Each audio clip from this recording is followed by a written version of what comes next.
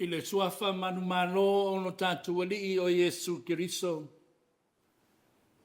E whatanofa tuai i le paia o le laulau o le fontele a le kalesia. O aonga sa matupulanga talavou o le kalesia. Tai nane Samoa wa poto poto. O maia se o tātou tāpuai i le tua.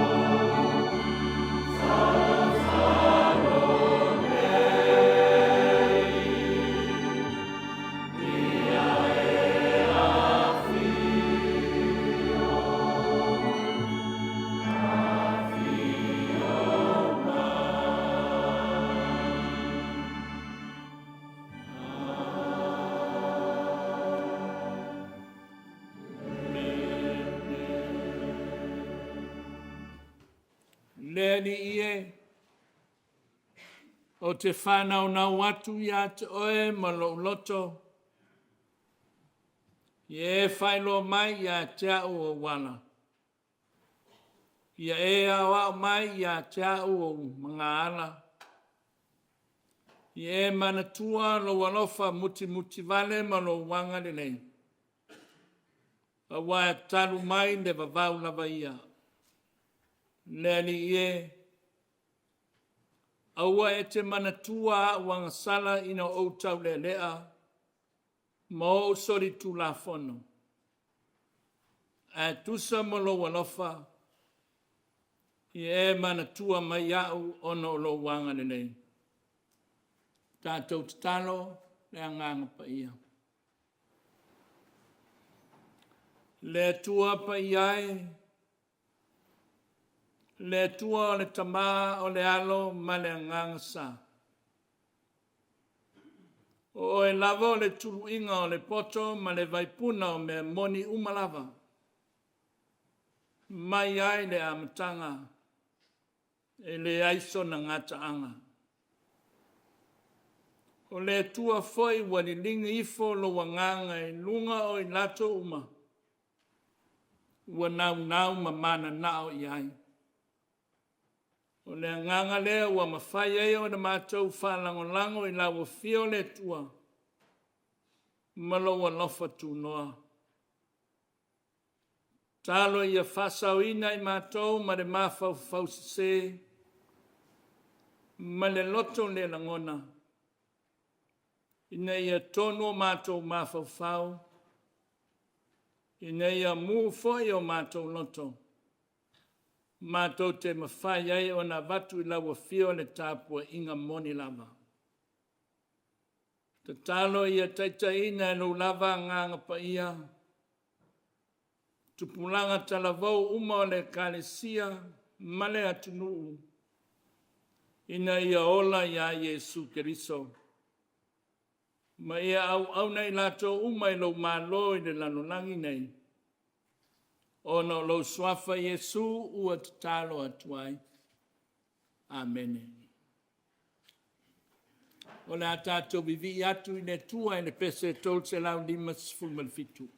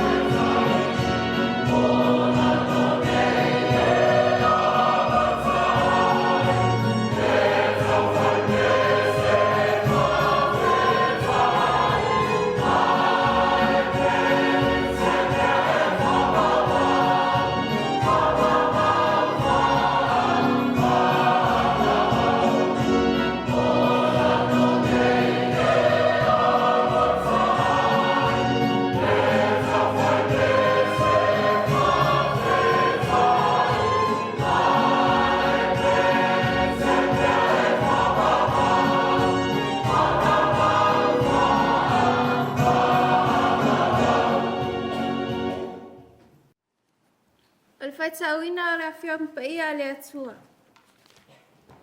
Tus filifilia ma le whengainga tuai. Tusi o Faamasino.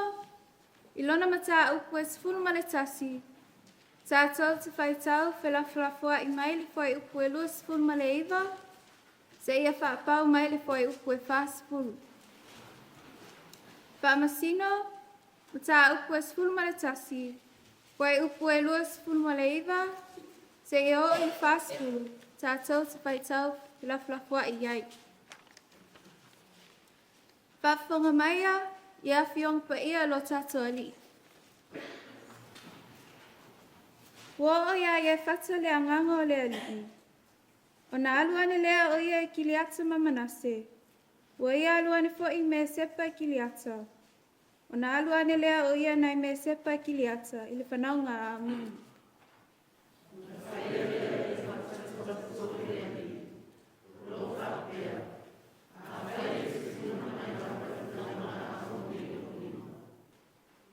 Ona whai lea mo lea ligi o se na te ulu whafo I whai titoa lo upale.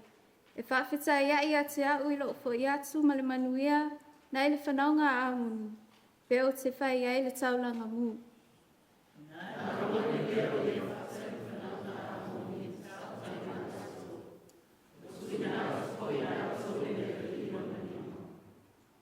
Wa ia whasia I lātou, e a fua mai a weru. E o atu I me niti, o ai e lua fulu e o atu lava I a pela karame. O le fasi e matua tele lava. Wa whaatoi lalo ina ai le whanaunga a moni I luma o le whanaunga a Israel.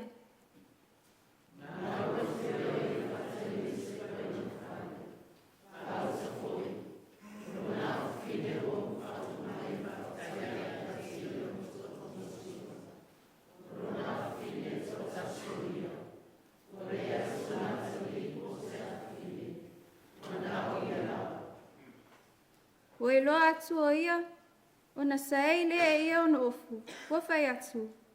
A we, lau afu fine, wa e matua whaatinga ina. O lo wa e whaatasi mai e whaatu atu vale a te au. O au foi, wa o tautala atu I lea lii. O te le mawhai o na whaafo I mai lau.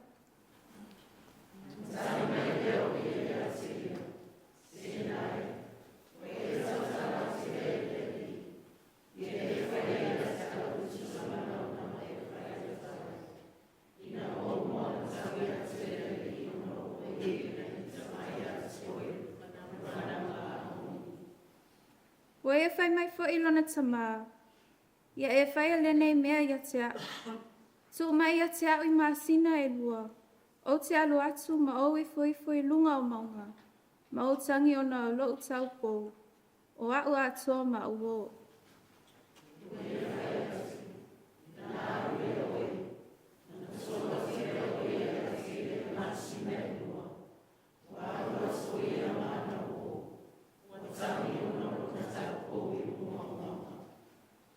Wo o ina mawai o maasina e lua. O na fo iai lea o ia I lona tama.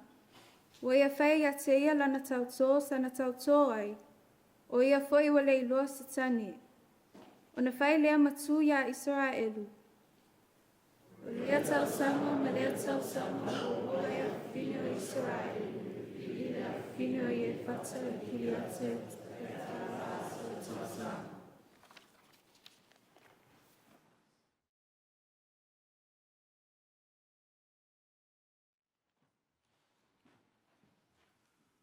O le tusi ma le whenga whau, ma taio e 5, whai upu e tonu sfulu tonu, I le tonu sfulu ma le fitu.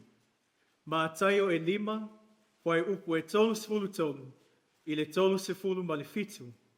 Whaafafonga o te whaitawina. Ua whaalongo fo I o tau, na whai mai I e ana mua, awa e te tautau pepelu. A ia e avatu I le alii o mea e te tautau ai. A o te whai atu au ia te outou, awa lava nei tautau. Awa le tautau I le langi, a wā o le nofo alii lea o le atua. Po le lalo langi, a wā o le mea e tu wai o na a au lea. po Jerusalema, a wā o le ain lea a le tupu silisili. Awa fo nei e tau tō I lo ulu, a wā e te le mawhaia o na wha sina, pe wha uli se launu e tasi. A ia wha pēr la o tō upu, I oe, e le ai. A wā o le upu e sili I nā upu, mai le anga lava ia. Ia wha manuia le atua, I le whaitawino o lana Afionga pa ia. Ia wha malama e lona anganga, le winga lo loto o ana Afionga, I o tātou loto ma anganga. A ia tu mau ia te ia lona vi inga, e whawavau lava. Amen.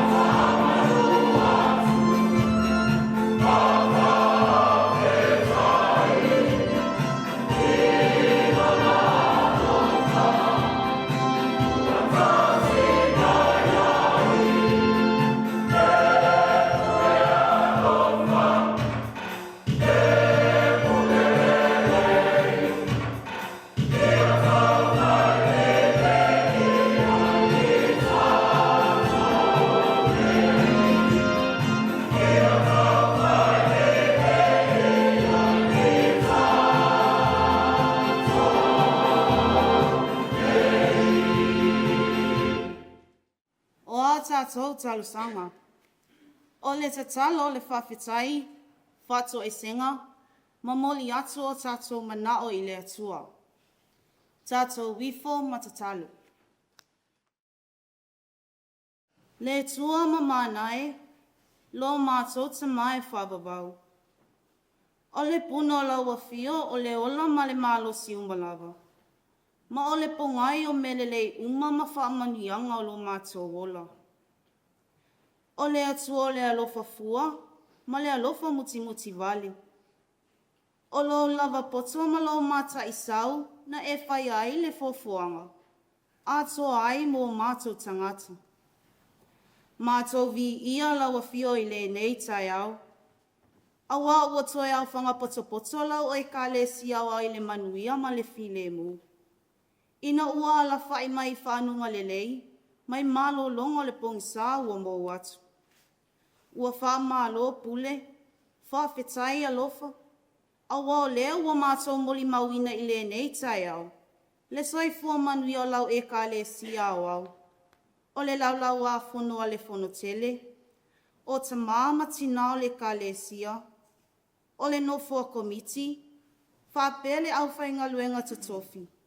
O nei o mātou tua a sina, whapeo mātou mātua matanga lolotu uma, ai mai se tupulanga ma whanau lau e ka le sia o au, i Samoa mātunu e mamau.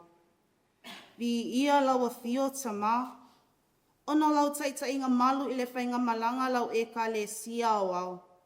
O lea ua mātou au lia manuia leo lua i māsino le nei tausanga fō. I whe au malawa singa, a o tofi matiu te wa e wala au inai lo mātou whatau wā. Whawhetai o manuia mo Samoa mo na tangata. Whape fwoi o ana tama whanau olo o au maui atunu i whafu. Whawhetai fwoi o lo manuia na taitai whale malo. Whapea taitai whale ka le sia uma. Tai nane PULEGA li ima whai pule i TUTOTONU umalala whanga. Olo atangi ai le file muola wa fio. Ai mai sei fwoi o le nei tausanga fwou a matalia i le manuia. E le fisilingi a fwoi le telo fita ma le mau whawhita auli. Salu i ai lo mātou o la whale whātua. Peita i olo o maua lo mātou lo tele i le mautinoa. E tele o tūlafo ina lo mātou ola. Wha manuia lo suafa mamalu. Awa lo lava fio sa e taitai fo lau i lo mātou ulufafo ma le ulufali. Ua whai ina ai ma le manuia whe au, o ngā luenga, wha pēr lava singa ese. Sa whenga iai mai mātou i le nā vai aso. Wha whetai o manuia e tele ua e fo ina mo i mātou. Ua mātou fo ngā ina ma le tatau. Awa se tau tua ma se au onanga mo laua fio. Whawhetai au mea alofa whale tino mau tamau a inga, ua awala ese mai. Ua tau si ai o mātou tangata i aso uma. E whapitola mātou whawhetai, i le oa ma le tamau a inga ua esa sa ina mai. E ala i au mea alofa whale anganga. Vi ia lau fio mo lau tuspa ia, ua whai masulu o mātou vai, ma malama i o mātou wala. E le iti lo mātou nganga whawhetai, i le ngaluenga mana lo lava nganga paia, o lo mātou whesosoani sili, ai mai se lava i taimi mātou te vai ma le mautonu ai. Ai sili la mātou whawhetai, i melelei uma, ona Yesu Keriso lo mātou ali i lo mātou whaola, ma le tau langa le whaolatanga, na ia saunia mo i mātou. Ia tū maua tū pē i laua fio le vi inga, nei, se ia o i le whawawau.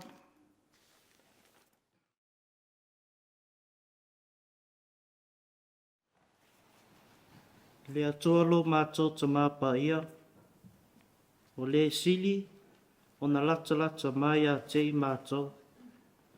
Taimi uma, ma aso uma lava. O mātou o atu, ma le whamau lalo lava, mātou te whato ese atu, i lawa fio. Ono se ma ngasala o lo mātou whai. Mātou te tali tonu, e le ai se mea e tasi e te leo sila fia ina. E o lava foi I mau whauwhanga o mātou nei loto. Ua ngasala I mātou. Ina ua mamau ese mai lawa fio. Ai whaasanga e whamalie mātou loto I mea sese. Ua le ai siu si tai I awa fionga. Ma ua ngalo ai loa lofa o I mātou. A lofa ma whama ngalo tupulanga o lau e ka le sia. Whaapea si o mātou atunu upele o Samoa. O se anga ua le tusa, ma se amionga to e lalo, o le filifilinga sese, ma le solea watu la fono.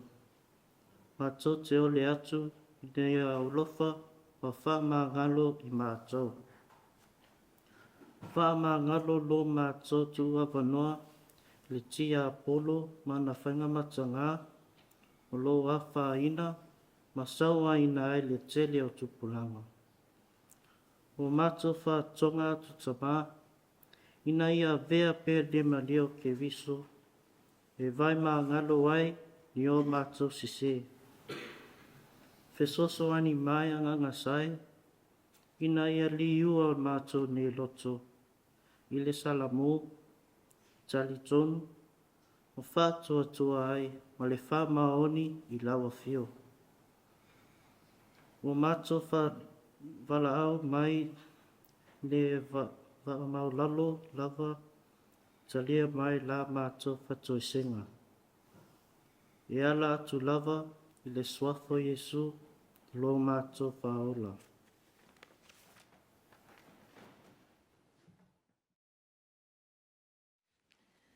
Heavenly Father, we see your goodness and grace. Let your praises be in our hearts and on our lips. May we all be transformed by your glory. You are the firm foundation for everything we build. You give gifts to your people for the good of the church. You equip and train to carry out the good work you have prepared for us in advance. Today, as we worship, we ask that your Holy Spirit be with us, opening our ears to hear and our hearts to receive your word. We celebrate the EFKS Youth International Day. May your blessings be on all the children from early childhood learning to higher education students as they head back to school. You are the way, the truth, and the life. You are the God who provides for all your children. Our desire is to praise you as long as we live. If God travels with us this new year, we will not make wrong turns and mistakes that we will live to regret. God sees the future and he will divert us from evil if we listen and continue to trust in the Lord. Pray that we must embrace the guidance and wisdom of God so that we can grow up in strength and realize the purpose of God for which he has created for us. Holy Lord, everything we need is found in you. For those of us who come here feeling broken, bring restoration. For those who are weak, bring strength. For those who are weeping, bring joy. For those who are feeling shame, bring freedom. And for those of us who are feeling anxious, bring peace. Gracious Lord, we lift our hearts in prayer for all the young people searching for their purpose in life. We ask that you help them to stay focused and to understand the importance of dedication in achieving success in life and to make wise decisions. We pray for addicted youths, for this was not your plan for their lives. We pray for the youth in poverty. May you take away their pain from them and let them not stumble in bad company. We pray for lost youth. May they be found and bring back to your feet, and will lead them back to you with your light. We pray for the leaders of our church and all our spiritual parents. May you grant them good health, protect them from illness and injury. Keep them focused on your kingdom work and guide their hearts against discouragement. We know that they cannot do this alone, So we ask that you would help us to support them as they serve us. Pray for the leaders of Samoa, protect them from harm, and give them peace in times of trouble. Help them to stand firm in their faith, even when times are tough. We pray for our parents and grandparents. May your watchful care be on them as they deal with the physical restraints and mental decline that come with aging. Protect them from accidents and diseases that makes their remaining years difficult. Father, we pray that you pour upon every soul and member of the Christian Church the spirit of grace and supplication with fire for a transformed prayer life. In Jesus' name. Sauni mātou e whaalongolongo I lau whinangalo momoli mai e ala I lau au auna. Launga oe, ai tatala le mātou whaalongo ina ia o mātou langona ina le upu o le enei aso sā. Ia tatala o mātou mā whauwhau, ina ia talia la upu moni I o mātou loto o le ana e sili ona pa ia, e aona mātou leo leo ina. O la mātou tatalo lea, whaatasi ai ma tatalo lilo I le loto o le tangata lava ia, e ala atu ia Yesu Keriso lo mātou whaola. Amen.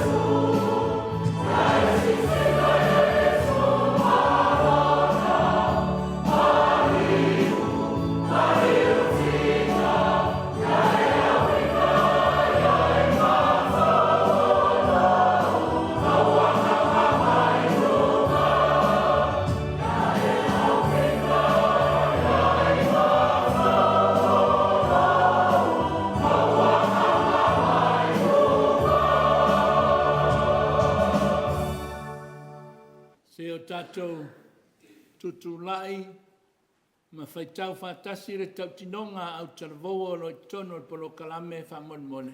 Se tutulai. A maua whaitau. O au o le tupulanga taravou, o le kānesia whapoptonga Kerisiano Samoa. O te whola ma tau tino atu, te ola I a Keriso I aso uma o lo wona. O te whaali a mio pu lea le lei. I mea uma o se whaia. I so se no whaama. I a mea lapa o nanga me katatonga o tiuti. E pili a I swafa mamaru Yesu Keriso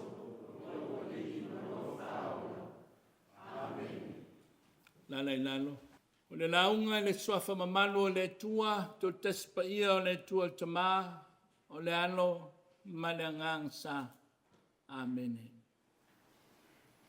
O le amaua le tatu matua, mai le whengai ngatuai, whamasino e sefuru maltas, a le vaenga mua o le whaupo e tolsfu maleono o te whaitawina.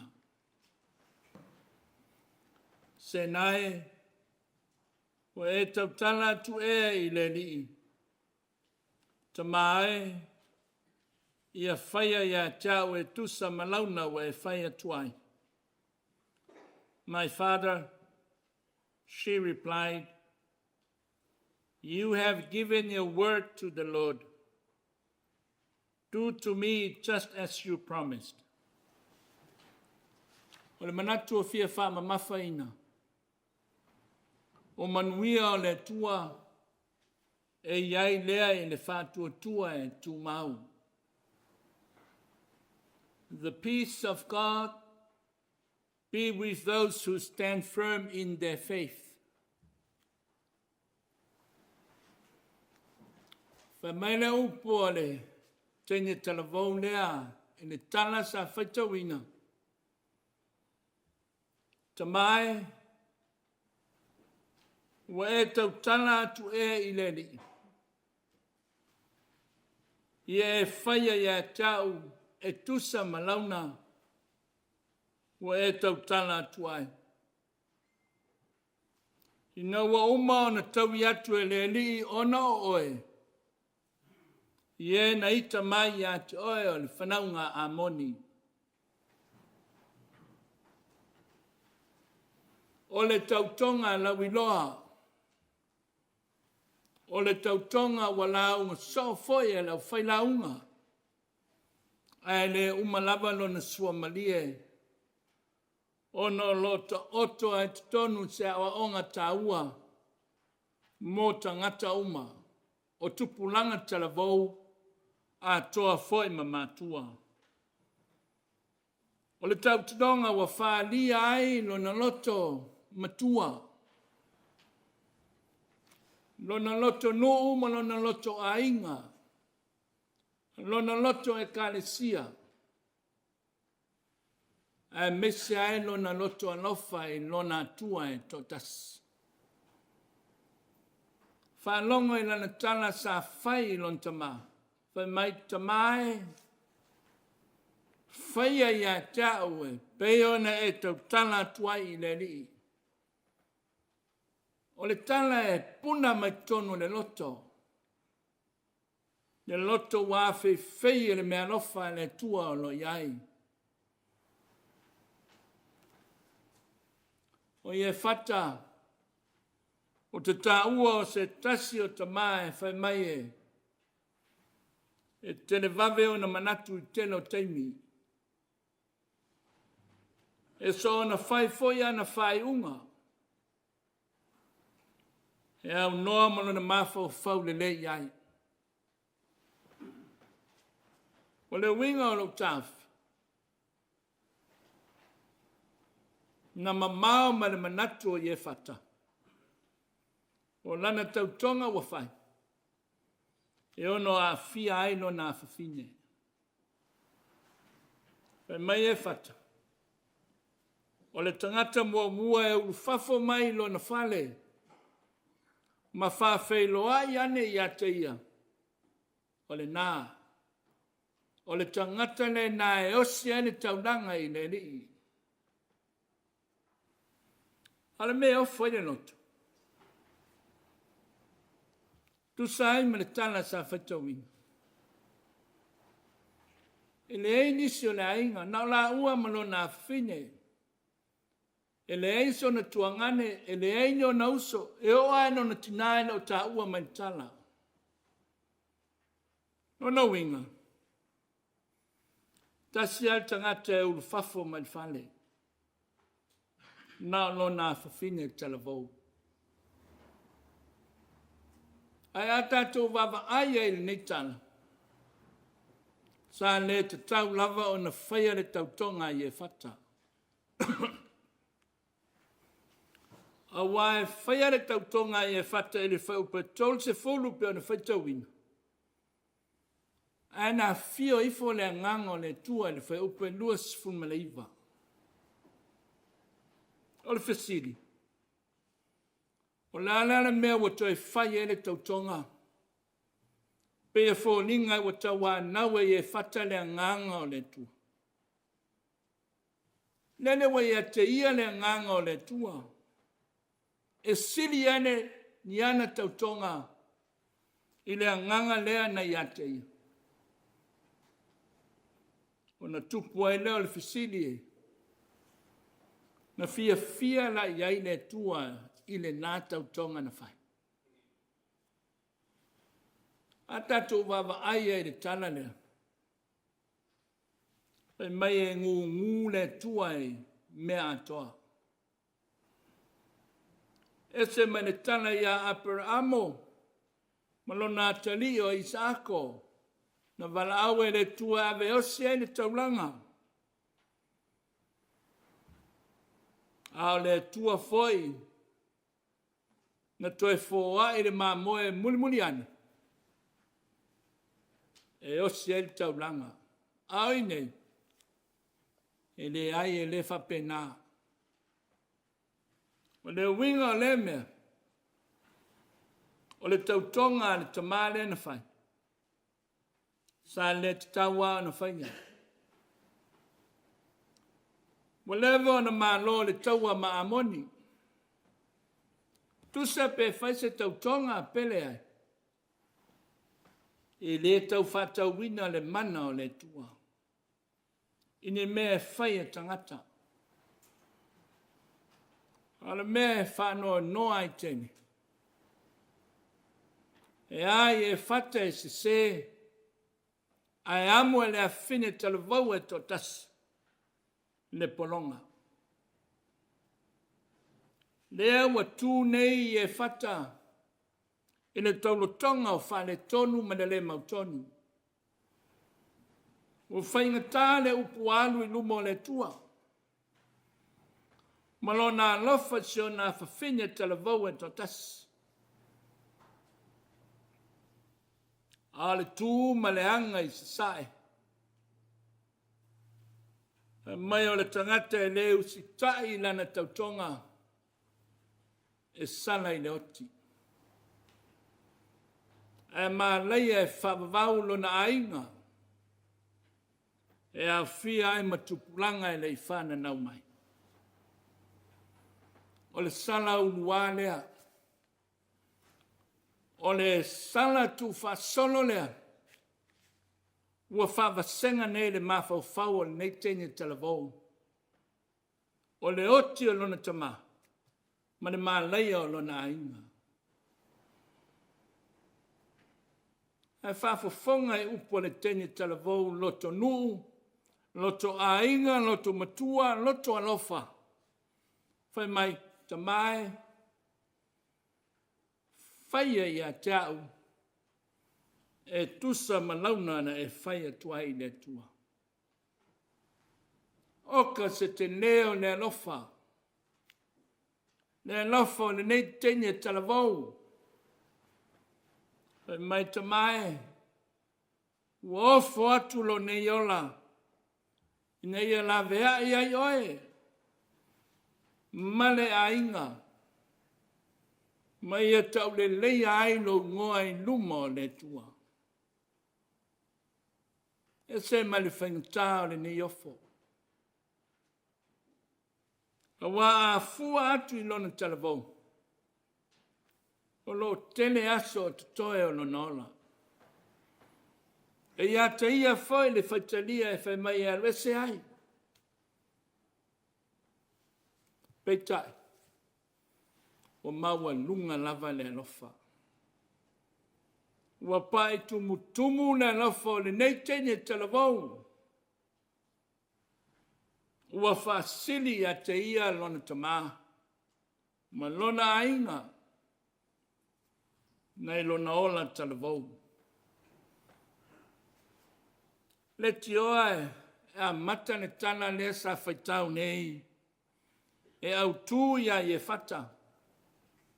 Ai whai wane, ua au tū le tene talvou no te tene. Ta tia ia le whai unga wa se o na whai e le toi ina lea.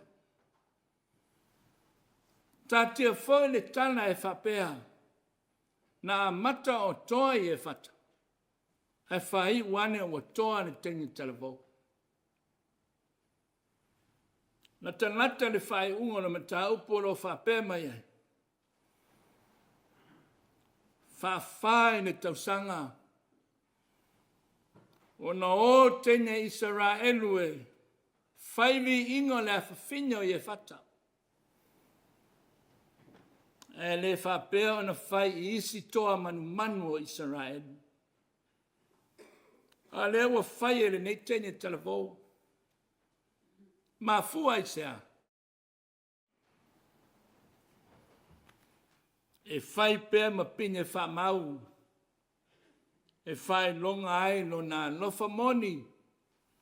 I lona tamā ma lona ainga. Ai mese ai lona tua. Tupulanga talavou o tama mateine. O le tātou e kalesia whapoptonga Kerisiano Samoa. Ma tupulanga Samoa atoa. Lele lo sa ili mai e le tua. Ini a li mai te mai tai loto tutoa whapea. Pei o le tene talavou lea le awhawhino i e whata. O e tua inga loto ia. O lofia maua a inga ma le kalesia le tua. O le loto an lofa moni ma tua. Loto an lofa moni a inga. Loto an lofa moni le tua malana tana le nei. O te fia tau tino atu. Ano nisi o tangata lea e se e peio i e whata. Mua tātou whai ai. Oie le aise me whapena. A whai wa se lava oe. O te pea oe. E nei whai atu lava seisi e te alwe te tautō.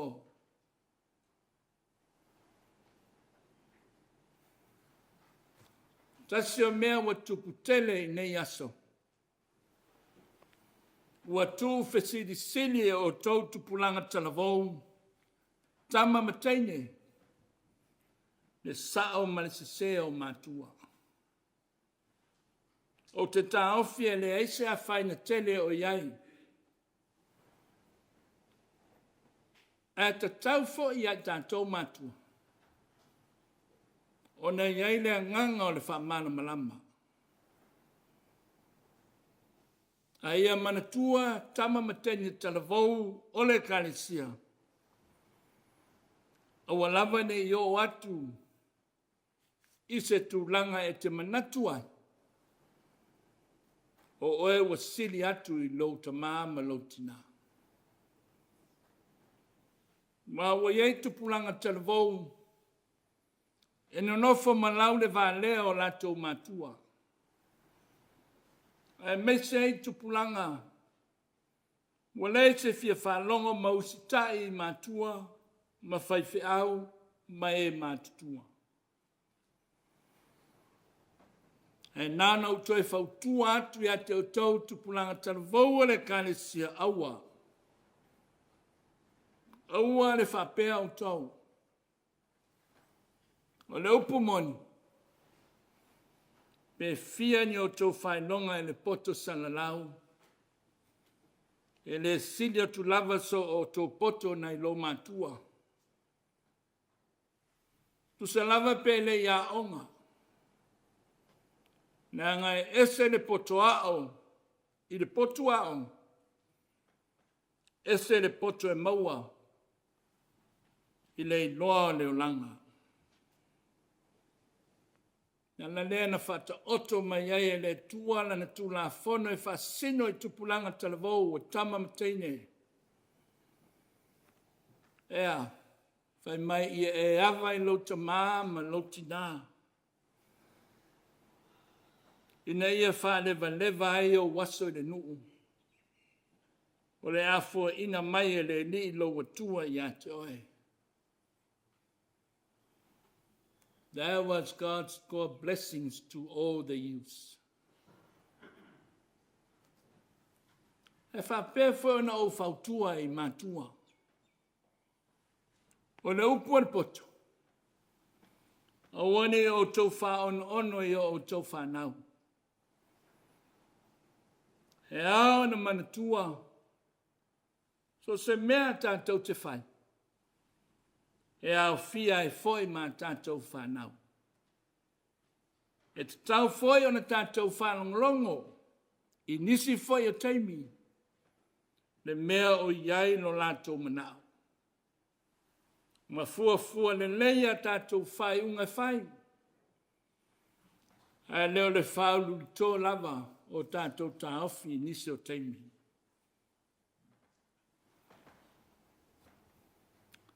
E se tala e se tasi o li fo mai. Mai e ata mai. Malona ata li fo. Mai sa nau foi le fo mai. Ia fo mai foi malona ata li e pe o ia. Woi na sauni le tamai.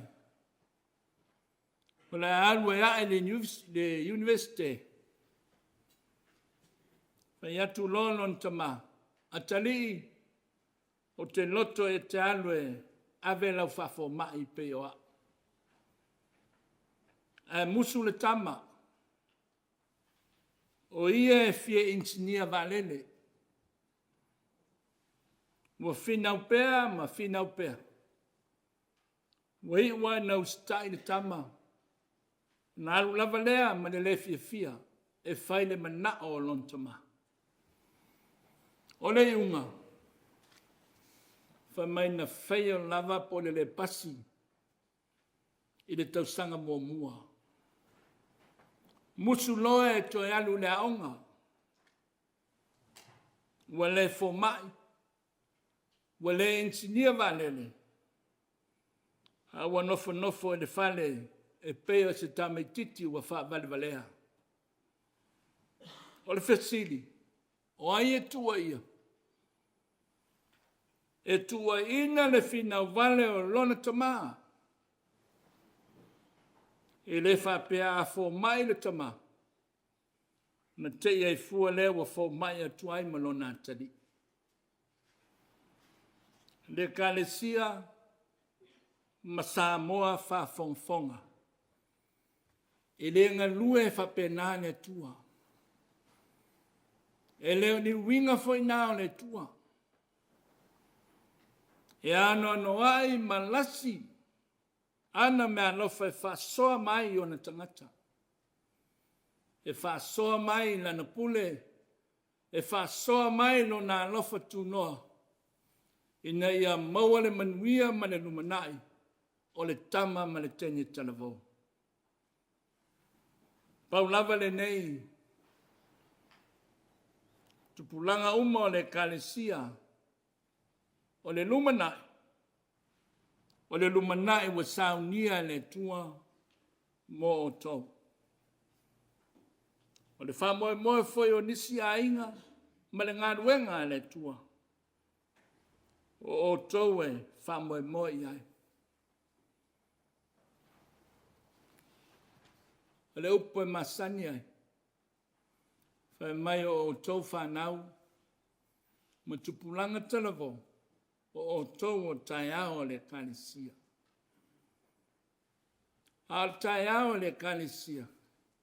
E le whatali se au dia le numanai.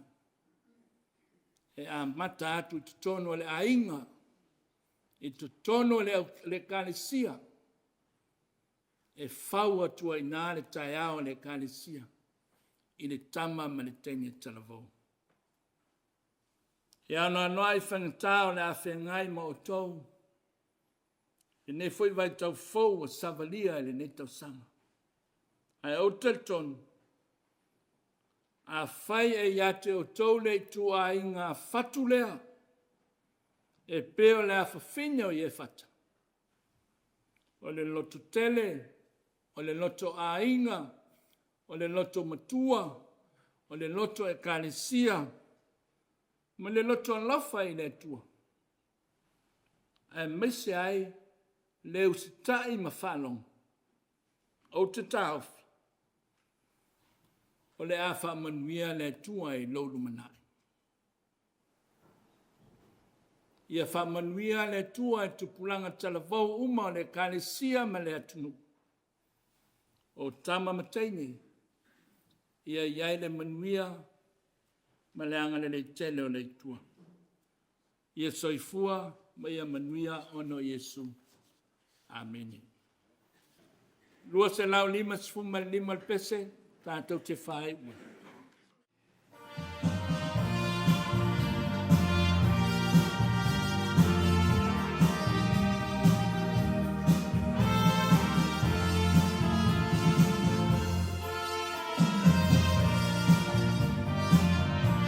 Let's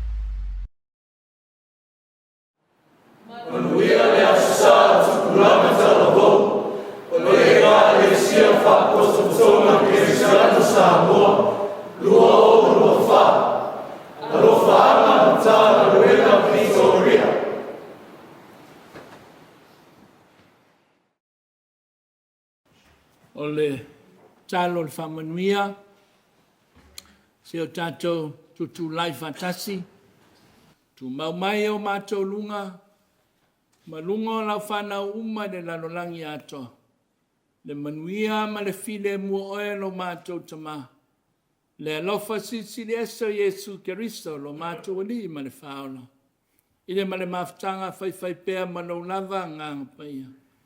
Nei o le whawawau lava.